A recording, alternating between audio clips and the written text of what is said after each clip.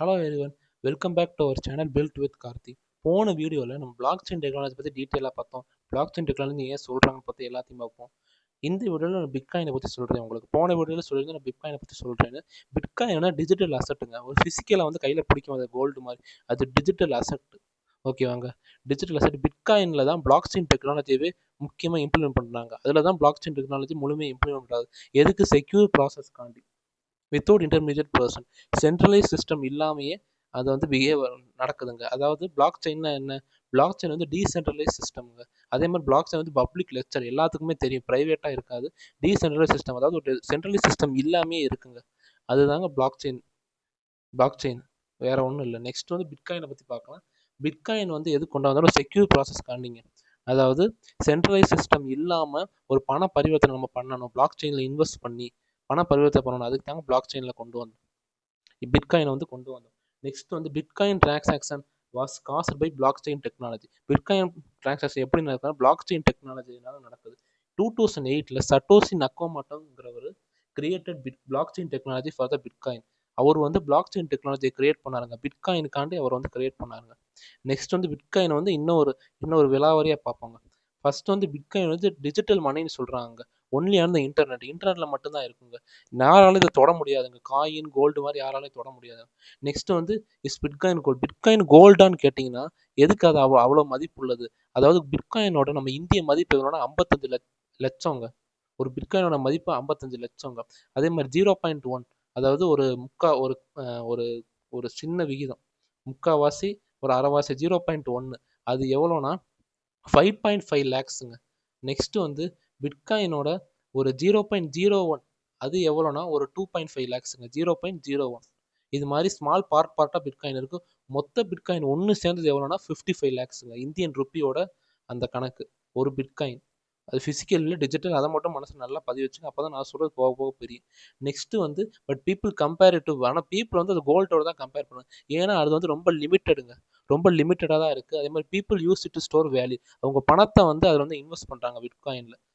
So it's often call digital கோல்டுனே சொல்கிறாங்க. But it actually just code. அது ஒரு கோடிங்கால தாங்க ரெடி பண்ணுறது.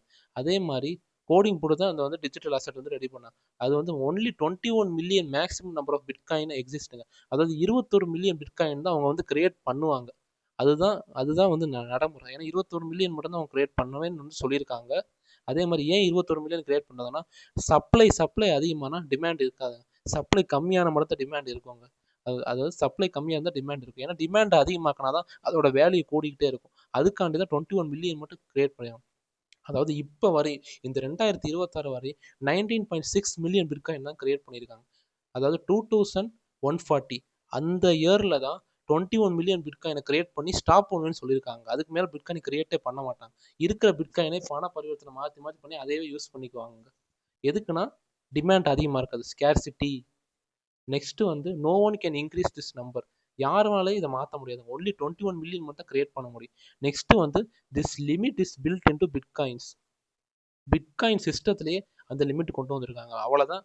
அதாவது 21 மில்லியன் மேலே வரக்கூடாதுன்னு செட் பண்ணி வச்சுட்டாங்க. அது மாதிரி ஏன் வந்து இது இம்பார்ட்டண்ட்டான 21 மில்லியன் வந்து எதுக்கு நான் சொல்கிறேன் அப்படின்னா, because it made bitcoin scarce like gold. Gold மாதிரி ரேரா ஒரு தங்கம் வச்சிருந்த பெரிய ஆளுன்னு சொல்கிறாங்க. அது மாதிரி ஸ்கேர்ஸை கிரியேட் பண்ணிட்டோம்னா, டிமாண்டை கிரியேட் பண்ணிட்டோம்னா பிட்காயின் வச்சிருந்தா பெரிய ஆள். ஏன்னா இருக்கிறது 21 மில்லியன் தான் கிரியேட் பண்ண போகிறாங்க.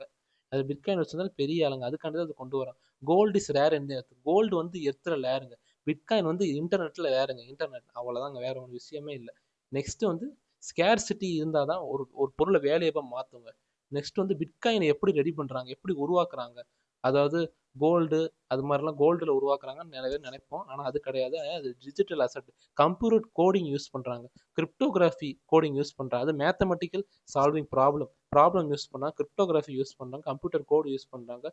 System is called block chain that record transactions. அதில் அந்த பிட்காயின் டிரான்சாக்ஷன் பண்ணுறது தான் எல்லாமே பிளாக்ல ரெக்கார்ட் ஆகுதுங்க. ஓகேவாங்க, பிளாக் செயினில் ரெக்கார்ட் ஆகுது. அதை வந்து இன்னும் ஒரு ஃபுல்லாக சொல்கிறேன், நெக்ஸ்ட் வீடியோவில் சொல்கிறேன். இப்போ பிளாக்செயினோட ஒரு பாட்டம், ஒரு அப்ஜெக்டிவ் மட்டும் பார்ப்பாங்க. நெக்ஸ்ட் வந்து ஒரு சிம்பிள் ஐடியா சொல்கிறேங்க. நெக்ஸ்ட் வந்து total possible 21 million. Already created 19.6, approximate 19.6 million create பண்ணியிருக்காங்க. ரிமைனிங் வந்து 1.4 மில்லியன் இருக்குங்க. ஸோ மேக்ஸிமம் டோட்டல் 21 மில்லியன் மட்டும் கிரியேட் பண்ணுவாங்க. நெக்ஸ்ட் வேற என்ன சொன்னோம்னா, நம்ம வந்து பிளாக் செயின் வந்து ஒரு ஆர்கனைசேஷன் ஏஸ் மாதிரி கஸ்டமைஸ் பண்ணிக்கலாங்க.